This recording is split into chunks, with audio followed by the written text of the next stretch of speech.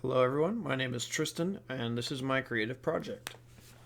So for my creative project I wanted to do a painting of a lake by my house. It's called Lake Louise.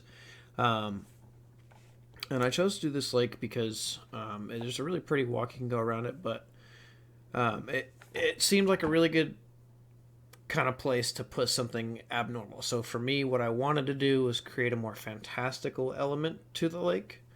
And so I decided that my painting would be of the lake, and also I would have a dragon coming out of the middle or somewhere in the lake, something like that. So what I really wanted to focus on for this painting was really getting the depth right.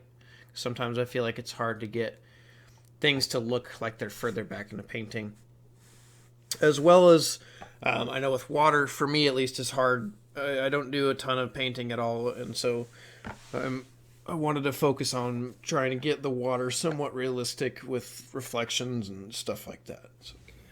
Okay, so I got a little ahead of myself and forgot to take other pictures and stuff, but this is what I've got so far.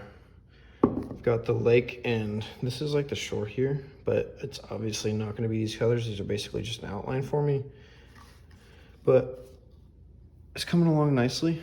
It's got the nice like mountains in the background.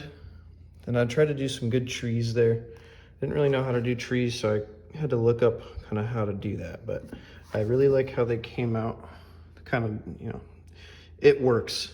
And then I figured I'd do like a nighttime kind of background, and then did some clouds and dark clouds, obviously. But I got to do some brainstorming because I'm gonna have a dragon coming out of the lake, and I need to figure out what color I want to do the lake. That way it's, not like the focus is going to be on the dragon and not the lake. But yeah, yeah, we'll see what happens.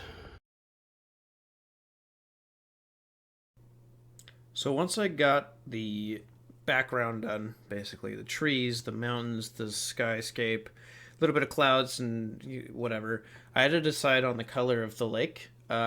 Because I decided on a nighttime setting, that really made the colors I chose really made that difficult. So instead of like having something be super flashy or like neon colors, like it was some space element, I had to really focus on what didn't stand out too much.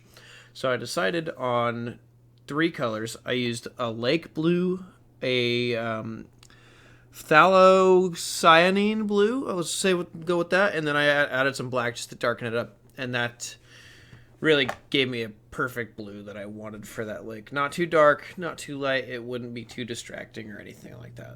All right. I did some brainstorming, did some sketching for the dragon idea. Started out with the pose here. I wanted the dragon to be coming out of the water and then swooping over the top, and then kind of either looking away or looking at the front of the like towards the person or towards the front of the painting. And then I did a little sketch here, so I'm kind of going to do something like this, where the dragon comes out and then is going to like looking kind of towards the viewer or something like that. But I didn't want to get too detail oriented with the sketch because it's impossible to do details in acrylics. So yeah, now I just have to start painting it. After I'd gotten my dragon sketch all set in stone, I had to, add some details to the background before I could start painting the dragon. So what I decided to do was add some light reflections off of the trees and stuff like that. Off of the back mountains, just to add a little bit more depth and tangibility basically to those objects. I also wasn't a huge fan of what I did with the trees, so I added a little bit of green just to make them pop out a little bit. Like I was saying, it's difficult to make a nighttime setting visible, so that was the solution I found for that. Um, then I gave myself a little kind of spot for where I was going to paint the dragon, just to kind of lighten up the paint underneath it, just so that it would shine through more, basically. And then I could add some water reflections and make it look like the dragon was continuing under the water.